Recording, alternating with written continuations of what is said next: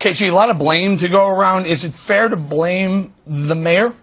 I think it's absolutely fair. I mean, it's his words, his rhetoric, and he needs to be held responsible and accountable. I would be delighted if he stepped down from his position. I haven't liked his politics or his behavior. I found it to be divisive. Of course, this isn't all directly attributed to him. No, it's not. But he should be careful about the words that he chooses and the impact that they have. And I think you can see that reflected by the men and women that serve in the NYPD and their true emotion and feeling about it. They need to know that their mayor supports them. Not to say that he raised his son to know to be afraid of the police officers. Because let me tell you something. Every day, millions of Americans across this country dial 911, hoping and praying that a first responder gets there in time, albeit the police officers, fire department, paramedics, they put their life on the line. And this officer, one of them in particular, Ramos, was working overtime to help provide for his family during Christmas to keep a neighborhood in an area that has been stricken with crime safe so that families can live there. And look what happened to them. I mean, it's such a tragedy. It's very upsetting on a lot of levels. And I've had it with Sharpton, too. So, throw him in there. Right. Okay. So Sharpton, de Blasio. You know, Greg, at one point, de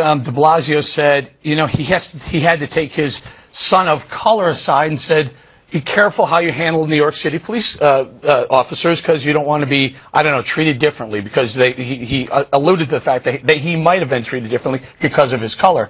Now, a lot of people call that a dog whistle. Mm-hmm. Any of this in reaction to any of the mayor's dog whistles? Well, I don't like the idea of saying that the mayor has blood on his hands. The blame is on the killer himself. We don't want to become like the people that blame the entire police force for one incident. We don't want to be like that.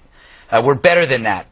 However, when you look at the protests that have been going on in the last couple of months, and you've seen the demoralization of the police officers and how they're basically kind of nobody has their back, there's an implied consent over the protests. There's an idea that this is what happened after we elected Blasio. De Blasio ran on the idea that the cops were going to get theirs, not like this, but they were going to lose their power, and this was to appease his supporters who are hard left, anti-police, you know, campus trained activists who do not like law enforcement.